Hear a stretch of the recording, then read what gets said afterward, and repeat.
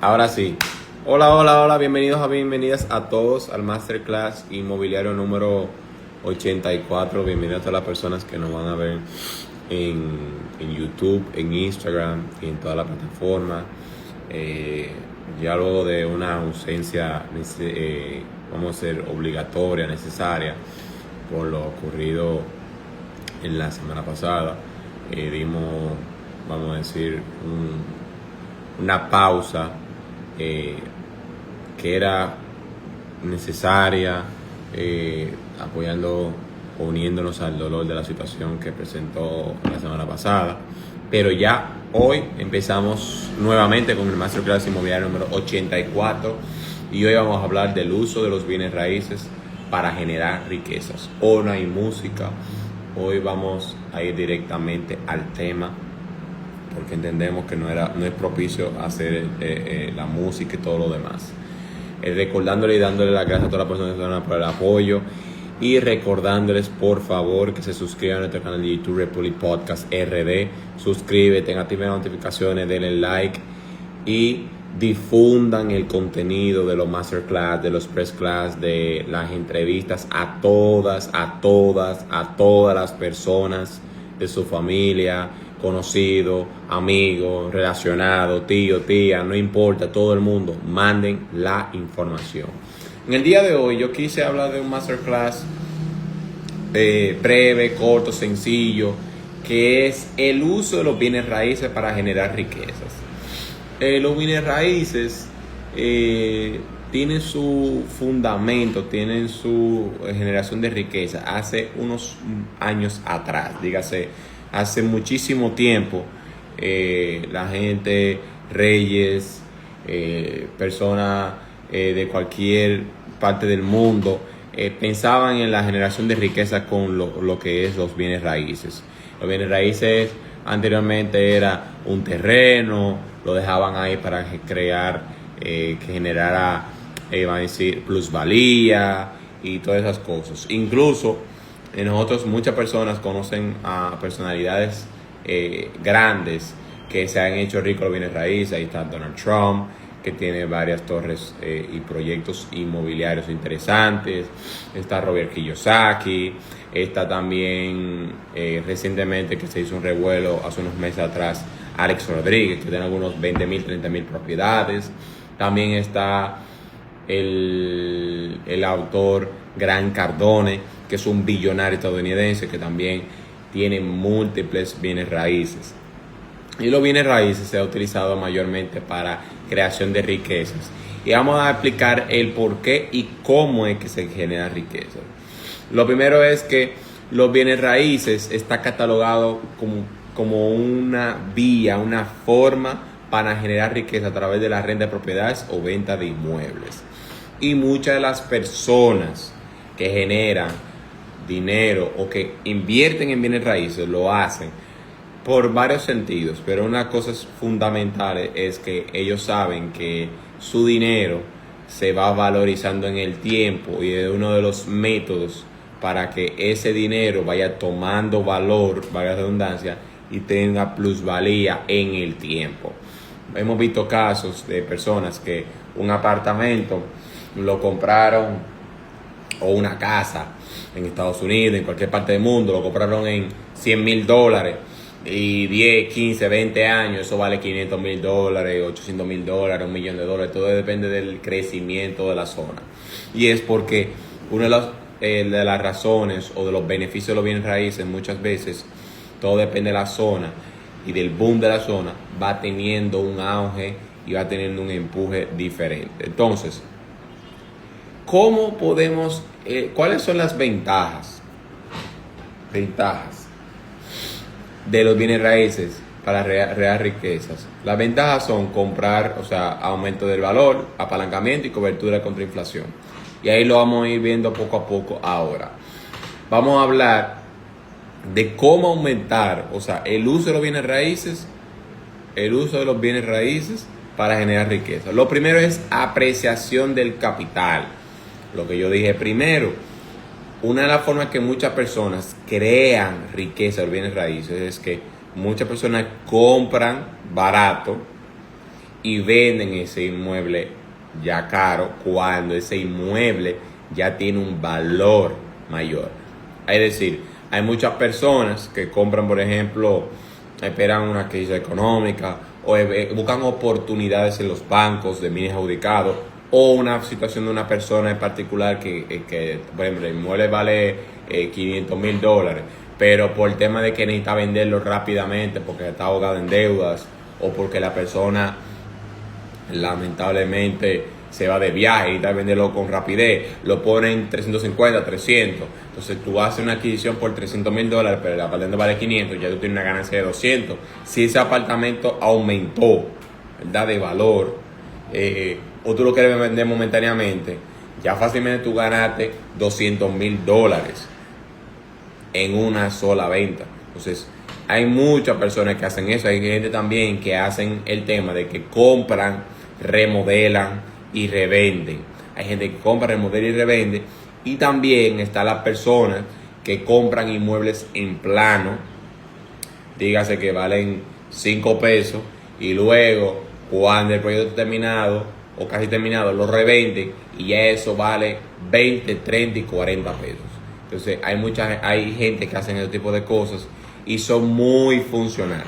Bien, entonces una de las partes importantes, como yo dije ahorita, para la apreciación del capital, dígase que el inmueble vaya tomando valor y vaya escalando, es que la estrategia es que tenga una muy buena ubicación y zona de crecimiento en el futuro. Creo que fue Donald Trump que dice que hay 3 cosas más importantes en lo que es un inmueble, que es location, location, location. O sea, la ubicación es fundamental en los bienes raíces. La ubicación es fundamental en los bienes raíces. ¿Por qué? Porque eso va a determinar el precio de renta, el precio de venta, la plusvalía en el tiempo.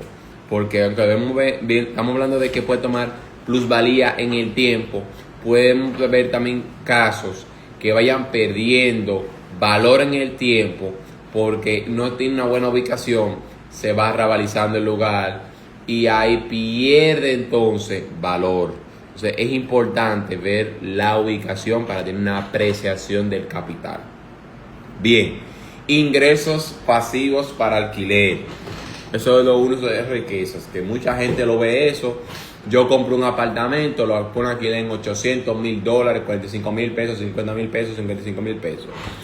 Hay muchas personas que no entienden la forma como funcionan los ingresos pasivos en los alquileres. Y yo quiero detenerme un poquito a esto.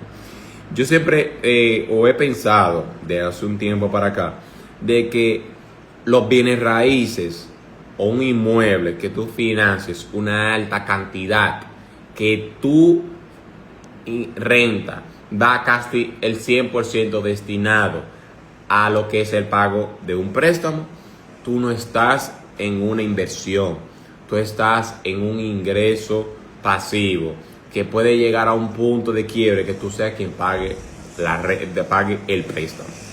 Voy a contextualizar, voy a dar contexto. Muchas personas saben que financian el 70, el 60%, el 80%, el 50%. Sin embargo, yo soy la persona que piensa que para tú hacer dinero en los bienes raíces, tú tienes que financiar lo menos posible de ese inmueble porque te puede afectar. Por ejemplo, hay personas que tienen un inmueble, financian y el préstamo le hace $700. Vamos a decir que tienen un apartamento alquilado por $950, pero el mantenimiento hace $150, $200. Cuando tú vienes a ver, a esa persona le quedan $50, $100 máximo. O sea, esa persona está financiando básicamente una gran cantidad y lo que el apartamento le da prácticamente no le queda nada. Eso quiere decir que si esa persona que está en el inmueble se muda y no consigue un inquilino, el peso de ese financiamiento va a ser hacia ti. Ojo con algo, yo no estoy diciendo que no estoy de acuerdo con los financiamientos, sino que hay que tener mucho cuidado de cómo tú estructuras tu tema de financiamiento, porque los inquilinos pueden durar 1 año, 2 años, 3 años, 4 años. Sin embargo, los financiamientos, por lo regular, los contratos toman de 10, 15 hasta 20 años.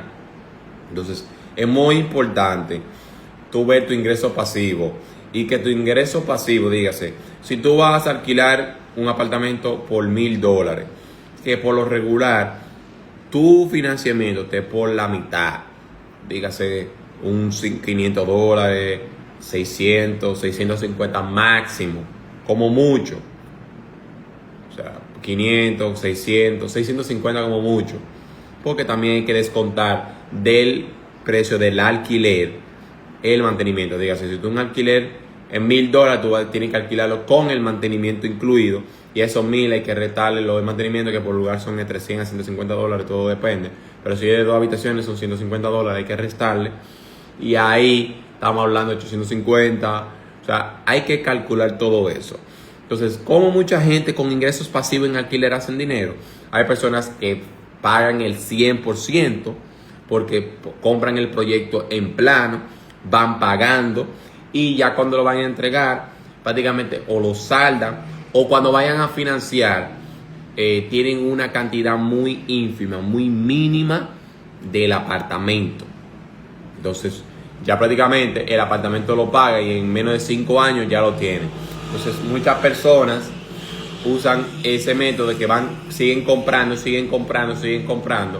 y vamos a decir, ese cúmulo de apartamentos, de ingresos, prácticamente le pagan una gran parte de la vida que tienen, pero también ese cúmulo le ayuda porque apalanca para comprar otros apartamentos, que eso es lo que hace mucha gente cuando tienen edad productiva. Por ejemplo, si ellos tienen 5 apartamentos y esos apartamentos les generan $5,000, $6,000 mensual, ellos siguen trabajando, pero esos $6,000 cuando tú lo acumulas a 12 meses son 60,000, estamos hablando de $60,000. Y esos $60,000 tú puedes hacer un inicial de otro apartamento y tú haces lo que le llaman una bola de nieve, ¿verdad? Y ya al final tú llegas a un punto en el cual eso te puede pagar tu estilo de vida, ¿verdad? Pero también tú puedes seguir comprando más. Y hay algunas personas que lo que hacen cuando tienen suficientes inmuebles, que compran inmuebles por la vía siguiente, que es, si tienen varios inmuebles, ellos van al banco y toman hipoteca de primer rango de algunas personas. Voy a explicar. Imagínate que tú tengas 3 o 4, 5 inmuebles y tú quieres comprar varios, 2 o 3.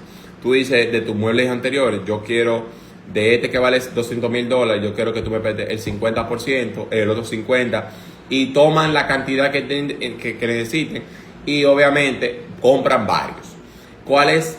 Y tú dirás, Jason, pero tú te estás pidiendo un préstamo hipotecario. Sí, pero ese tipo de préstamos hipotecarios, que yo quiero traerlo en otra clase, no es tan pesado, no es tan fuerte.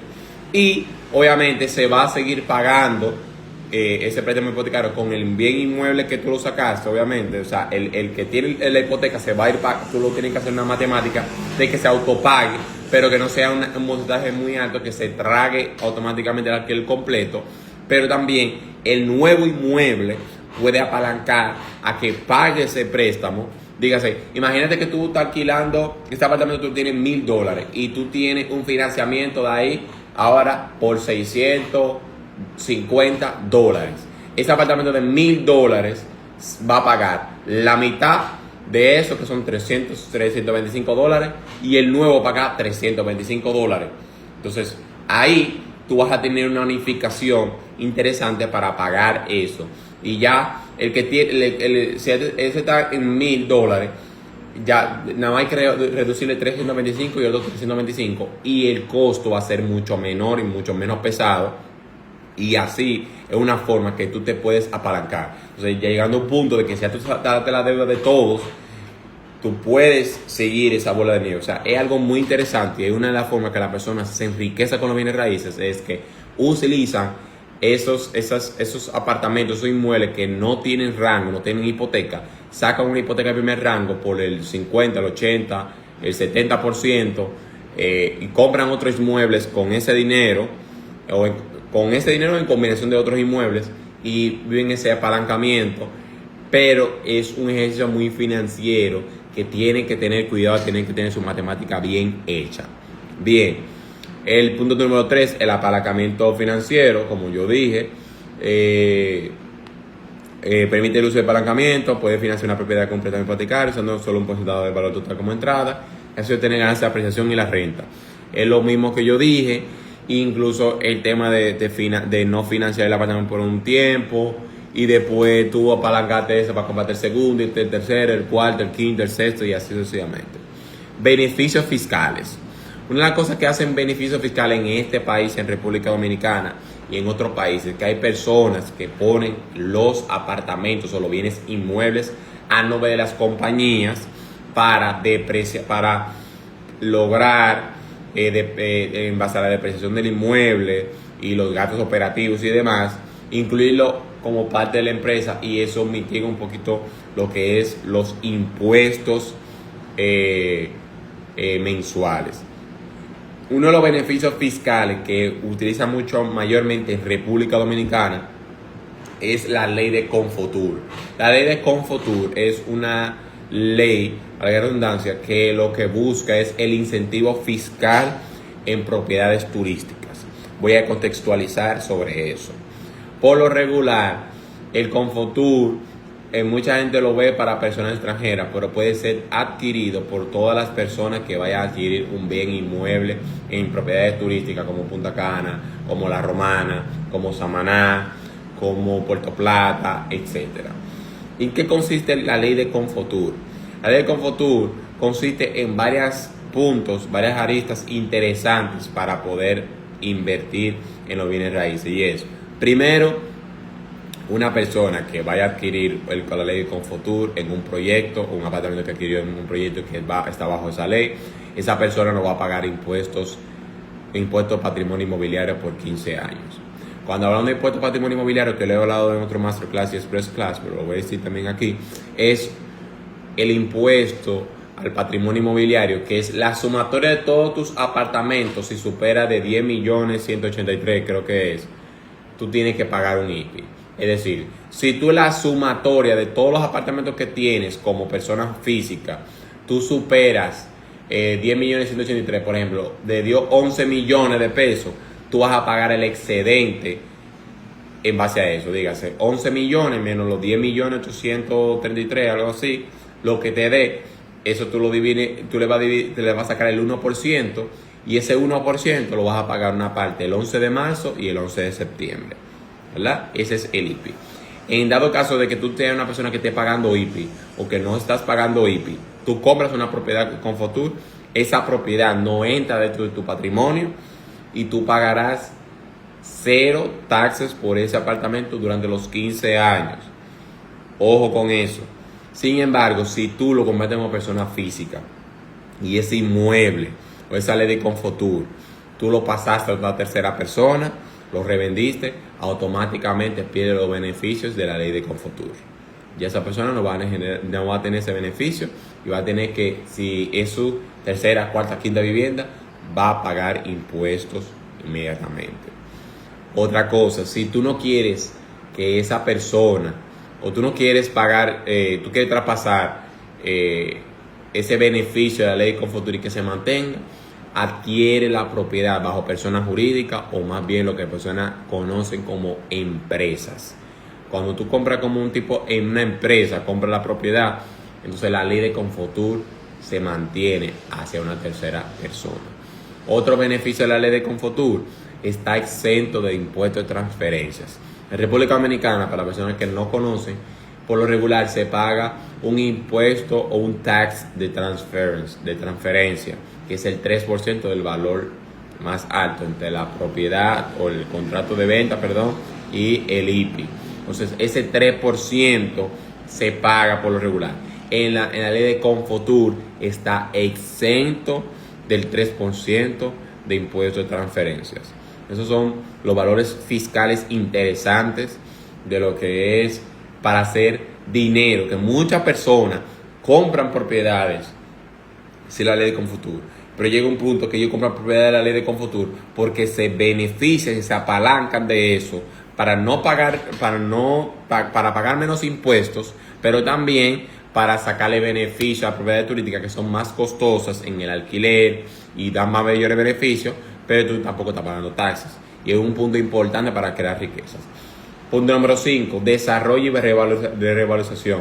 O sea, hay muchas personas que es una tendencia que se está dando mucho, que personas que compran apartamentos antiguos, los remodelan y lo alquilan a un precio mayor. Es decir, yo conozco apartamentos que, por ejemplo, por su deterioro valen, ¿qué te digo? 7 millones de pesos y lo cierran en 6.5, 6 millones. La persona le invierte 1.5, 1 millón de pesos, lo alquila, o sea, lo remodelan muy bien, se pone muy moderno y ese apartamento lo alquilan en 45,000, 50,000 pesos.